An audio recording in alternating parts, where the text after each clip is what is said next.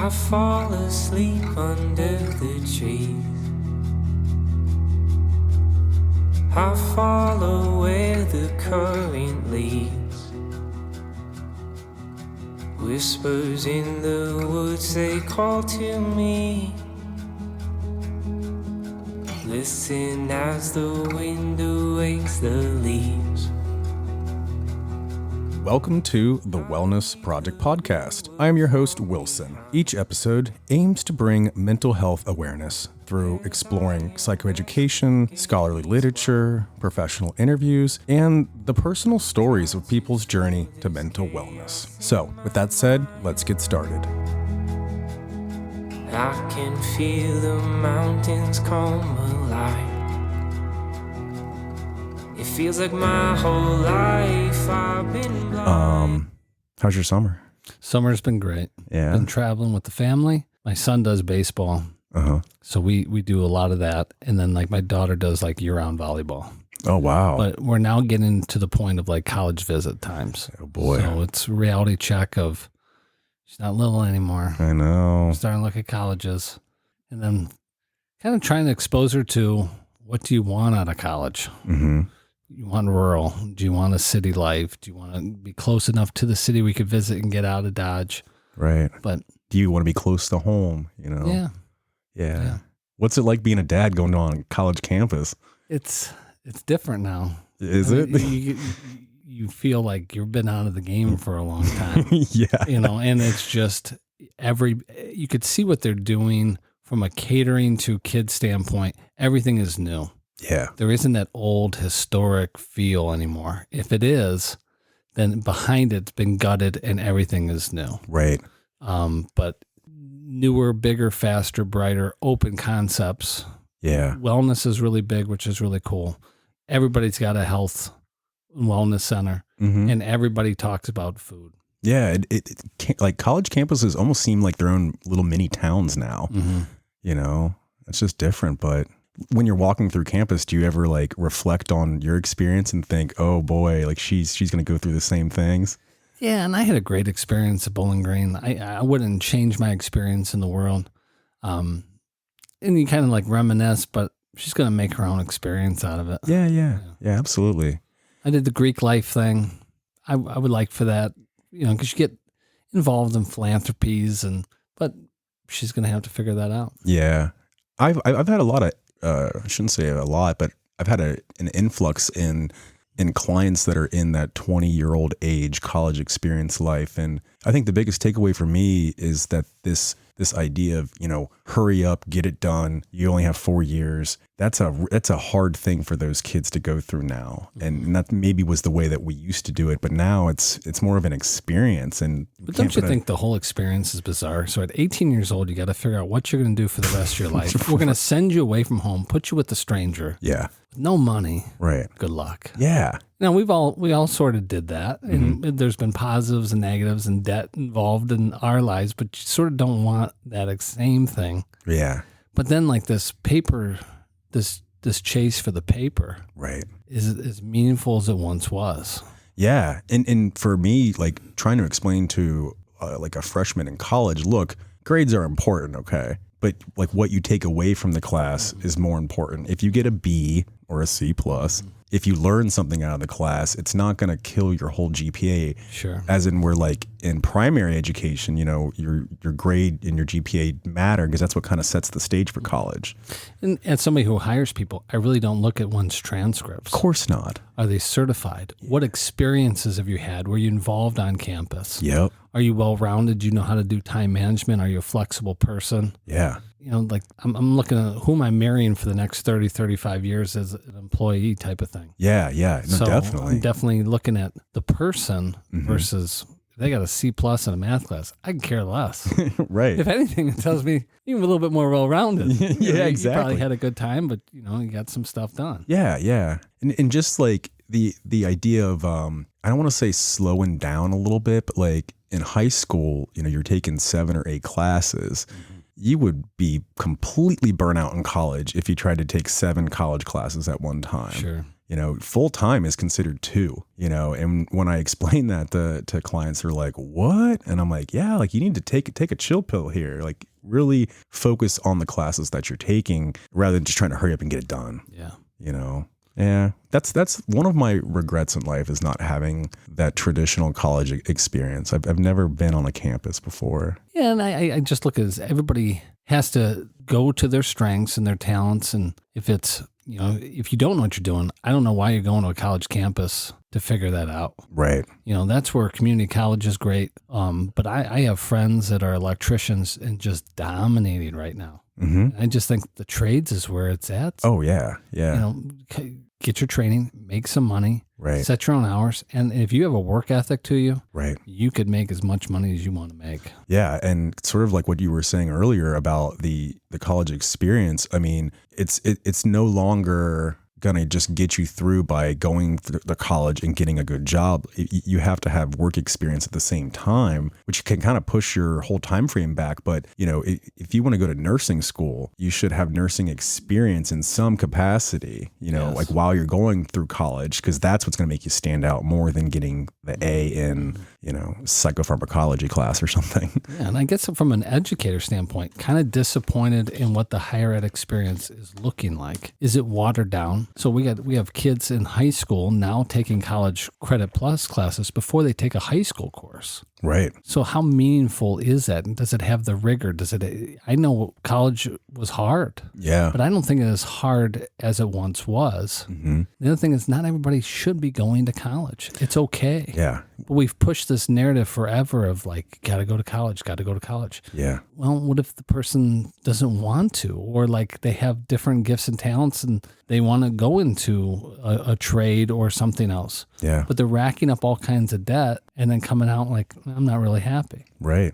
And just, there is a shift now in primary education to start kind of prepping students for what they want and what they like out of a career or their adult life. Whereas before, like you said, you graduate high school, you jumped right into college, and then it took you 3 years to figure yourself out. When that can happen maybe at an earlier date, or like you said, take a break. I mean, I didn't start college till I was 26. But I think that's the whole point of school. Mm-hmm. Elementary, middle school, and high school is every kid is born with a different gift and talent. Mm-hmm. So how do we pull that out of them? Sure. It was like a senior year. I thought I was going to be an insurance man. Mm-hmm. I was a junior. My grandfather owned an insurance business. My dad bought it off of him. I just thought, I'm taking over my dad's business. This is what I do. Yeah. Did some observations and whatever. And I'm like, this is not what I want to do. This is like the last thing I want to do. That wasn't, wasn't in my gifts and talents. Education was. But it took a senior retreat and that experience to pull that out of me of like, what do I want to do the rest of my life? What's going to make me happy? What am I going to do where I don't work a day in my life? Right. And then you start going through what makes you happy. Kids and education, and I liked writing and reading, and and then you find your niche. Yeah. But how many times do kids have that conversation of, what do you think you're good at?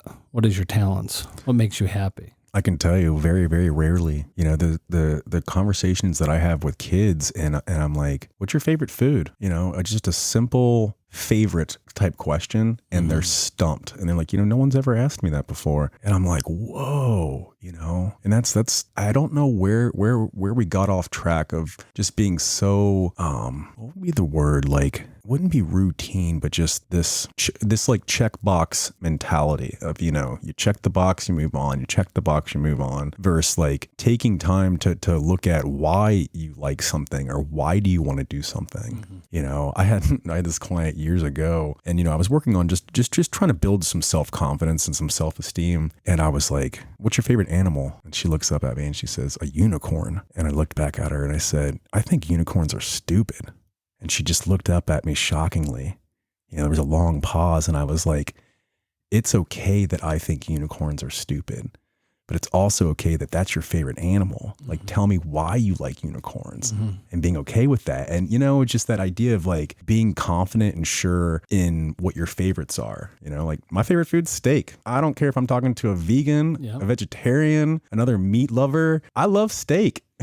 and that's great that's what your favorite is. Yeah. But why are we now defending these type of things. Yeah, It's it's bizarre. It is bizarre, and it's particularly with kids, like they get scared or they're unsure to proclaim parts of their identity and who they are, and like that's that shift I think is really starting to pick up now, where we are being more diverse in our acceptance of kids' individuality. Not everybody is tech savvy or learns best on a computer, and that's okay. And you could see that at a young age of kids that you could tell have an engineer brain to them or are creative, but schools sometimes don't lend themselves to that creative project-based education. Yeah, because of that whole checkbox thing. It's like you can't do testing. Yeah. State testing has dramatically changed education. And it's just one of those where if it comes from educators, it sounds like we have a gripe and we don't want accountability. And, of course you don't want a state test score. It's got to come from parents for them to understand how much education has changed. And that checkboxing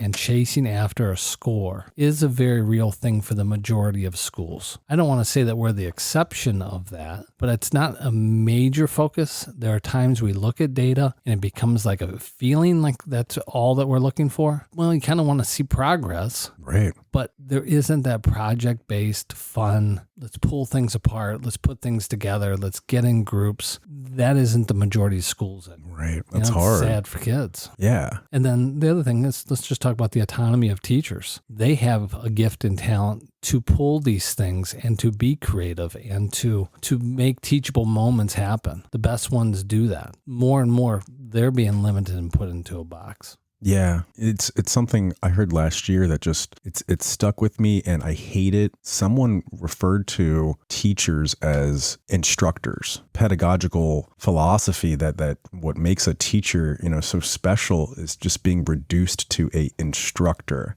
Someone that takes a manual and reads from the script, and it just strips the humanity out of that experience. And then that's sad, because you're talking about teachers have a gift of relationships with their people. Yeah. And they know their kids inside and out, and they know what makes them tick and what I could push this kid so far before they need a break. Mm-hmm. And they need to have that autonomy to do that. Right. Yeah. They need to be risk takers. But boy, that's a really a challenge, big challenge in schools, is to create an environment where teachers feel comfortable to take a risk, try something different, because they feel like, as an administrator, I try my best not to do this, but everybody feels like they got to get through their curriculum. They got to get through their standards. Yeah. Sometimes you got to deviate. What do you think is at stake for those teachers? What is on the line for them to take those risks? The large majority of teachers that I have encountered own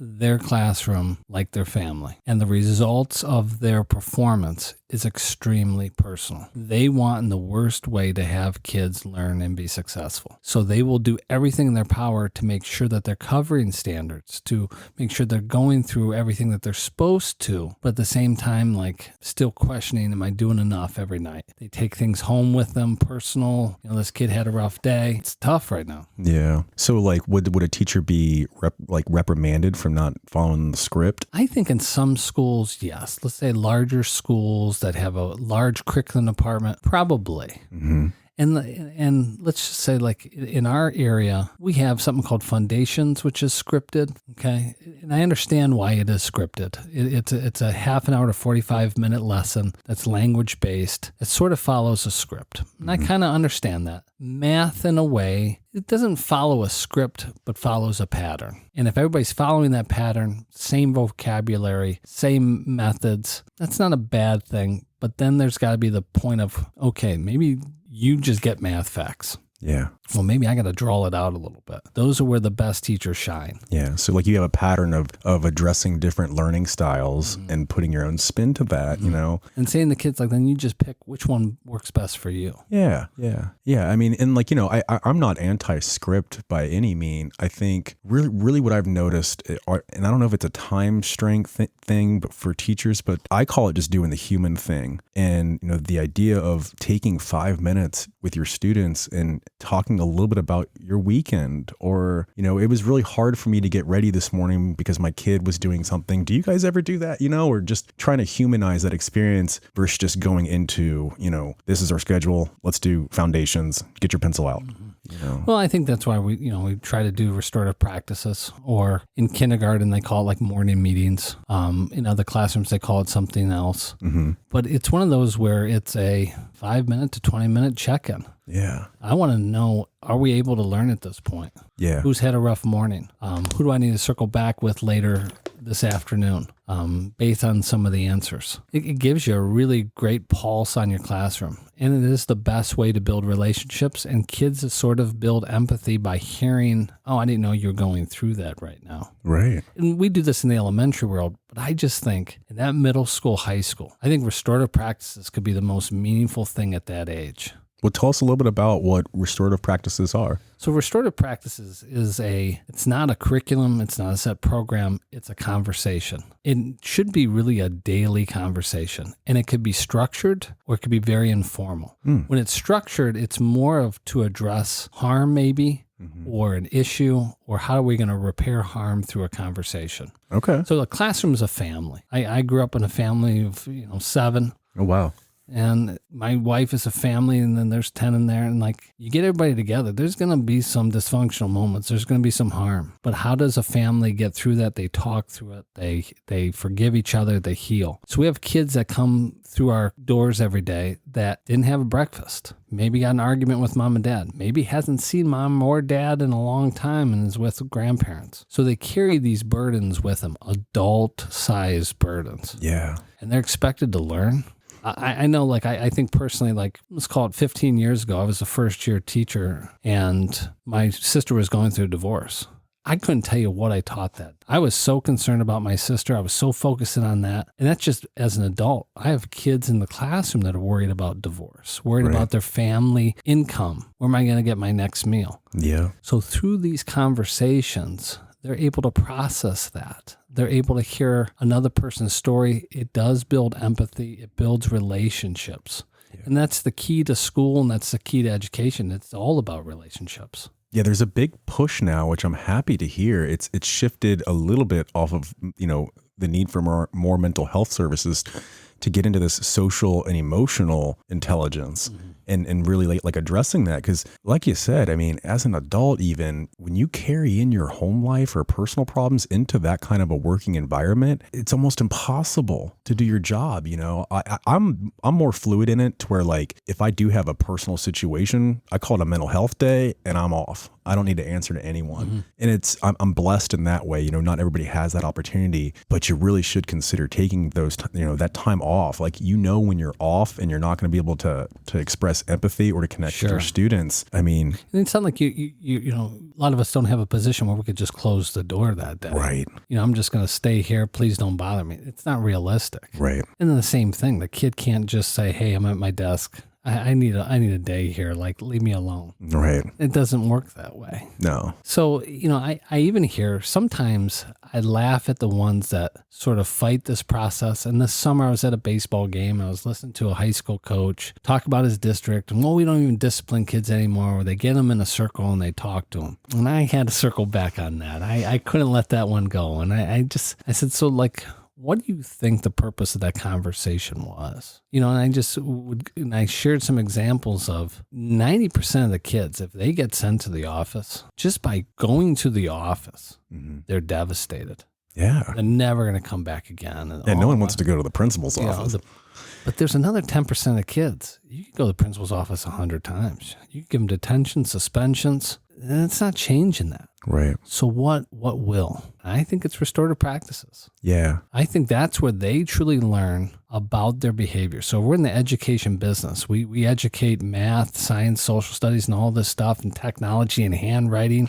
But do we ever teach behaviors? You really don't. As simple as going out to recess. Yeah. I mean, the traditional way would be discipline, but I think that as a culture, we're finding out, like, no, like, you actually need to be integrated into society, because those expectations change. You know, I mean, there are I wouldn't say it's more loose today, but the expectations of behavior have definitely shifted in 20, 30, 40, 50 years, you know, of how to act. I mean, so we have 3 months of summer. So kids have been on the iPads, they've been on the Chromebooks, they've been on their video games. They come back to school and now they're supposed to interact with 21 kids in their classroom. It's not fair. So I hear that a lot. It's completely foreign. Yeah. And they're just automatically expected to understand where they're supposed to go, how they're supposed to talk, communicate. Mm-hmm. You have to teach them to raise their hand. Yeah. You have to wait your turn. Right.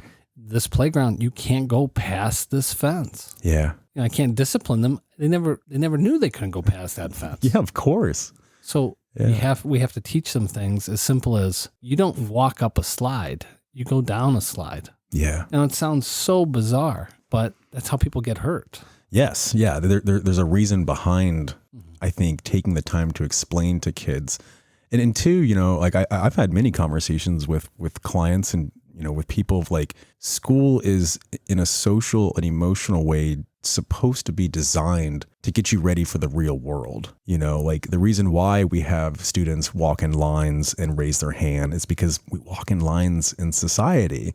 You know, like you can't, I mean, if you were in line at a gas station and you just cut the line, you know, because you wanted to pay first, it's like, no. You're going to, you know, something's going to happen. We take in the sidewalks of New York City. Yeah. There's a flow. Yeah, there is a flow that we have to kind of integrate kids into. And, you know, the funny one that I get asked a lot is, you know, like, why do we have to go to school so early? It's like, well, because mom and dad go to work early.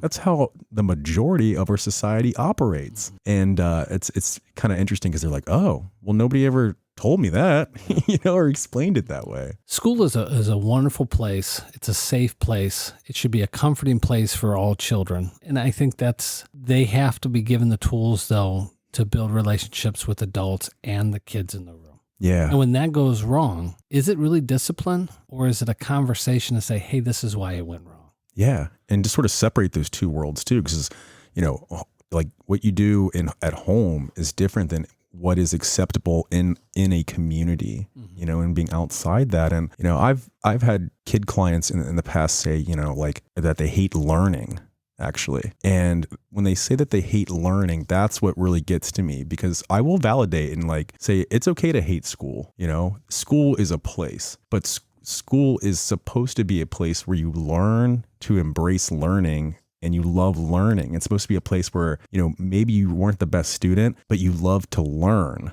you know? So that's the part where I'm like, you know, it's okay to hate school. It's not okay to hate learning, because that's something that we need fundamentally to get us through in life. Yeah. And I was a kid that went to a traditional Catholic school and I struggled with the structure of it, the monotony, the day to day.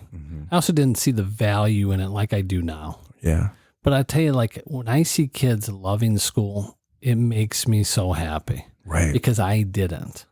So that's part of my goals is I don't want kids to hate school. I want them to love learning and love coming to this place. There is a shift, like come middle school, school becomes a little bit more of a grind. And I think middle schools and high schools need to dig into that why. You know, maybe as a society, we got to look at that differently.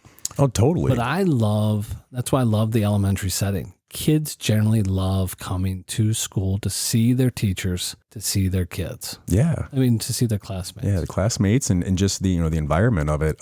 Someone I was talking to referred school to as an institution. Now, that's a word we don't really like to use nowadays, but I mean, what kind of an institution is it? A courthouse is an institution. A hospital is an institution.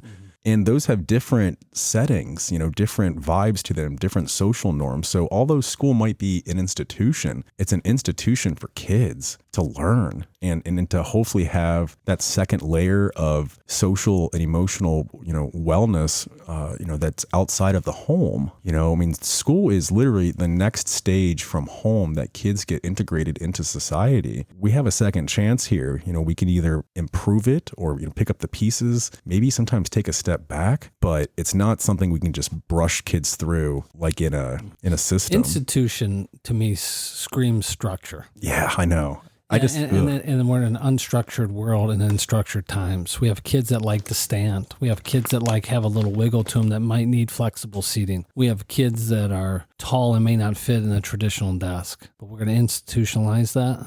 Right. Everything's going to be the same. Right. Yeah, no. Yeah. And that kind of, I think wraps up that, that whole checkbox thing. I used to spend my days waiting for the shoe to drop.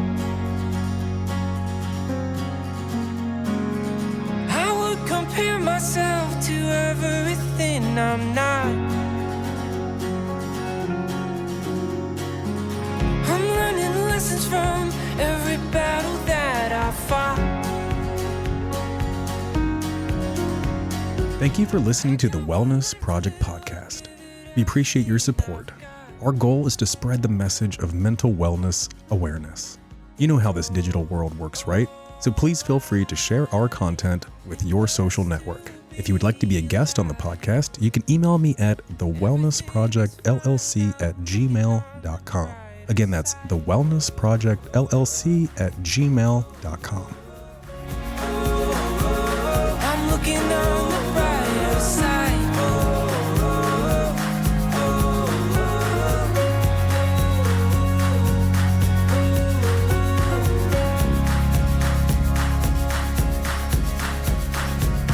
Doing my best to spend moments with the ones I love.